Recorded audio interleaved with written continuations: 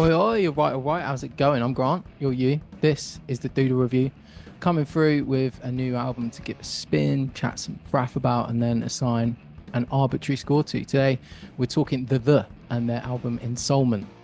The is a project I've known of for a long time, but never had the opportunity to dive into. It's also an example of a project that I've like forever confused with others due to superficial similarities, like the equally alliterative 80s act Talk Talk or the other kind of smart ass named act The Pop Group.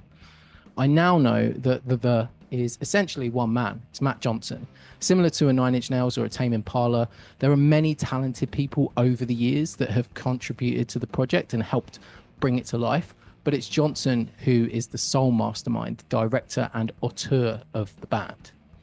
Like those other artists I just mentioned, Johnson in his teenage years seemed to dream of being in a band, putting out multiple adverts in the NME to entice members, but for whatever reason, forming a like-minded group in the traditional sense proved quite difficult. So ultimately, Johnson began recording music solo.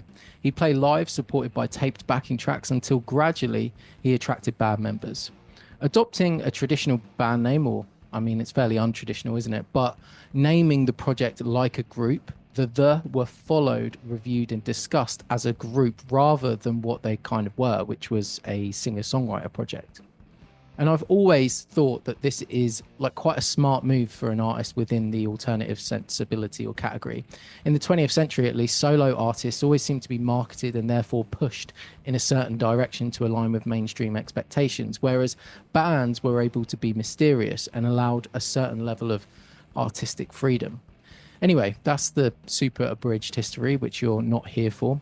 Ensoulment is Johnson's seventh studio album under this project, but 11th if you count the soundtrack work he's mostly put out since the turn of the millennium. And this release will have been quite exciting for fans because the last non-soundtrack album was Naked Self, released a whole 24 years ago. So I'm sure there was some huge anticipation behind this release. Okay, so what did I think of the record? Well, before we go into it, I just want to caveat that this is my very, very first experience with the. I went into this with completely fresh ears. The first surprise was just how singer-songwriter this project feels.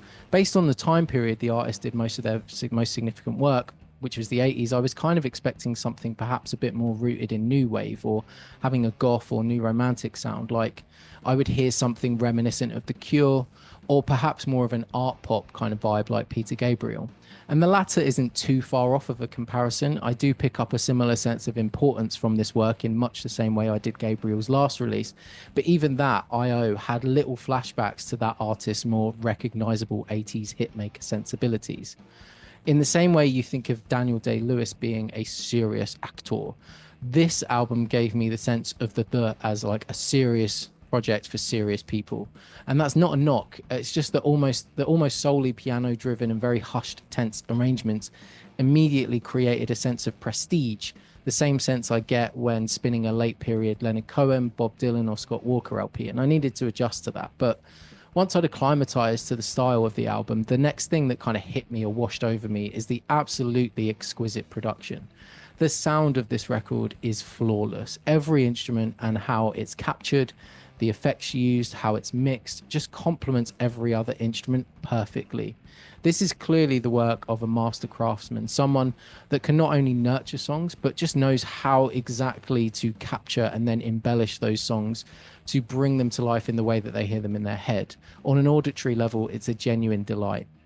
I think specifically of the tremoloed, reverb delayed guitars of Life After Life, the effects chain applied to this instrument is actually masterful, but more importantly, the chords are just played so delicately it makes the hairs on the back of my neck stand up. On Zen and the Art of Dying, you've got like an organ, 70s clavinet, and then just a touch of acoustic guitar to kind of underscore this subtle blues-based tune. And then that delicate affected guitar is back again on I Hope You Remember, but this time it weaves alongside organic and raw feeling percussive elements like claps and stomps. Those are just a few of the observations, but honestly, as I say on every song, there are just super tasteful choices being made on what, when, and how to play, and every layer is beautifully crafted, recorded, and mixed.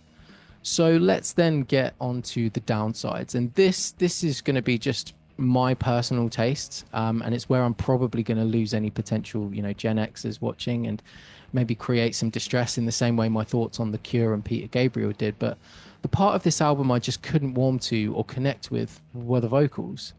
And specifically, I should say it's the melody, because the timbre of Matt Johnson's voice is unreal. It's the type of deep baritone voice you could just sink into and happily listen, like read the phone book at you. On almost every track here, though, the melodies feel like they're like hemmed in by the many, many, many lyrics. Each track tells a story with scenes, feelings, and actions described in huge detail with a real literate approach. But as a result, I find Johnson's lead vocal more often than not has to do the same tonal thing without variation, either in the melody or like the rhythmic delivery. Because this was my first time listening to the Dirt, I actually went back through some of the project's kind of like previous works to see if this was always the case, and I found it wasn't. Tracks from Infected or Soul Mining immediately resonated a lot more because alongside the great instrumental is a dynamic and emotive lead vocal rather than hushed, somber, almost spoken word, which this album does almost exclusively. There are two tracks that seem to buck the trend, though. Rising Above the Need, with its catchy chorus constantly swirling in my head after just a few listens, and A Rainy Day in May, with a hummed refrain that just hooks that center of my brain, and as a result makes me just way more invested in those rising chords at the song's conclusion. So as we come to the end of my final rating, I'll say I'm really glad I checked this album out. It was like a warm blanket for my ears on a sonic level, and from a music fan perspective, it alerted me to the fact that I've got some great music to check out in the catalogue of Matt Johnson. But this particular record just didn't connect with me, and that's what I rate these for. So I'm going to give Ensoulment a 5.9, and I'll probably leave it off the list and knock this video on the head. Obviously, this is just my opinion, which in the grand scheme of things means sweet diddly. So what are you lot saying? If you've heard it, let me know in the comments. If you haven't heard it, maybe go away, listen to it, come back, let me know what you think. Check out some similar reviews that I've linked in the description, and if you can be asked to do any or all of that, you may as well subscribe, stick around, share some thoughts, show some love, or just hold some abuse in the comments, and I'll see you in the next video. All right, cheers mate, my name you go, bye.